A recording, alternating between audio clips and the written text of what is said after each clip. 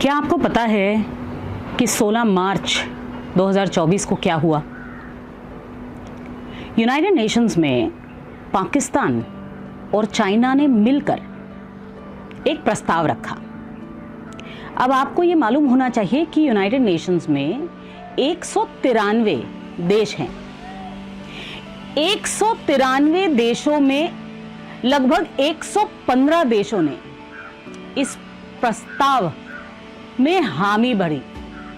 ये प्रस्ताव क्या था? ये प्रस्ताव था कि इस्लामोफोबिया से लड़ने का और निपटने का उपाय। और इस प्रस्ताव में पाकिस्तान ने CAA और अयोध्या के बारे में भी लिखा था। अब आप सबको, और खासकर जो लोग मुझे सुन रहे हैं उन सबको भारत का जवाब सुनना चाहिए। रुचिरा कंबोज जी ने जो भाषण यूनाइटेड नेशंस में दिया उसको सुनिए और देखिए। Mr. President, I take the floor to explain India's position on this resolution. In our world today, we are confronted with escalating geopolitical tensions and unequal developments, resulting in a concerning rise in intolerance, discrimination, and violence based on religion or belief.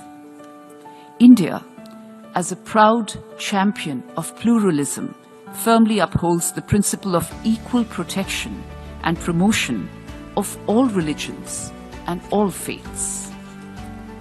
Our rich history as a pluralistic and democratic nation, embracing diverse religions, has long served as a refuge for those persecuted for their faith.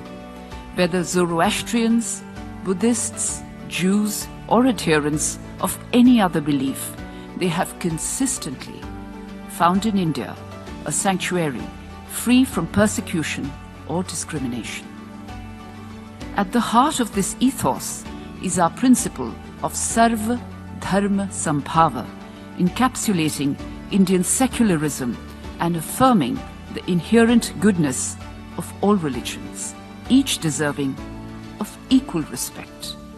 This principle isn't merely a facet of our culture, it is firmly enshrined within the Constitution of India.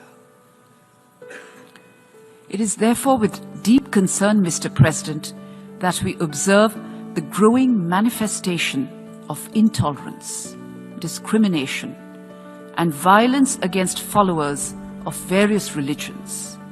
We condemn all acts motivated by anti-Semitism, Christianophobia, or Islamophobia.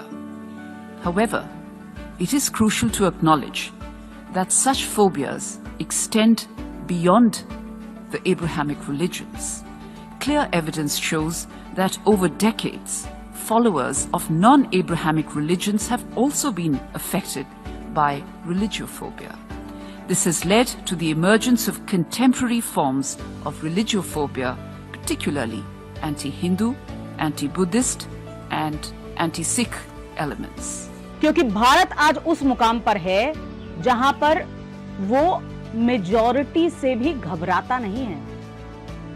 हमने, हमारे देश ने आंखों में आंखें डालकर पाकिस्तान और चीन के उनको याद दिलाया कि हम इस्लामोफोबिया की तो बात कर रहे हैं, लेकिन और भी फोबिया की बात करनी चाहिए।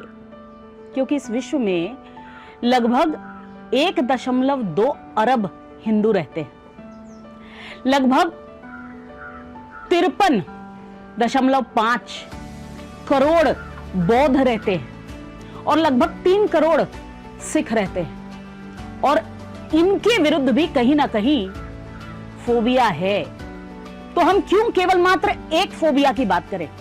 क्यों नहीं और फोबिया की बात होनी चाहिए? दरअसल बात ऐसी है कि CAA कानून के बाद जब पाकिस्तान से माइनॉरिटी हिंदू भारत में आएंगे तो वो विश्व के सामने पाकिस्तान की बड़ी पोल खोलने वाले हैं। यहां तक कि पाकिस्तान में रह रहे इस्लामिस्ट मुसलमानों में जो उइगर मुसलमान है वो भी चीन के विरुद्ध अपनी लड़ाई लड़ रहे हैं, लेकिन पाकिस्तान उस पे ऊपर बात करने को तैयार नहीं है। देखिए, हम सबको और पूरे भारतवासियों को यह समझना चाहिए कि यह नया भारत है। हम डरते नहीं हैं और बिल्कुल भी भेड़ चाल में चलते नहीं।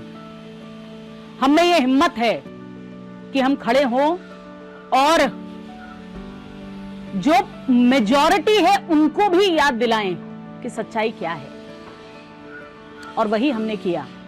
और ये कॉन्फिडेंस नए भारत का इसलिए आता है कि हमारे पास एक ऐसा लीडर है, हमारे पास मेजॉरिटी है, और इसीलिए भारत विश्व गुरु बनने वाला है। क्या आप इस भारत के साथ, इस नए भारत के साथ चलने को तैयार हैं? क्या आपके अंदर वो प्राइड है, वो स्वाभिमान है, ये देखकर कि आज नया भारत किस तरीके से अपना स्टैंड ले रहा है? Join the movement and ensure that our leader and this momentum that India has taken, new India has taken, continues. और इसीलिए अब की बार 400 पार।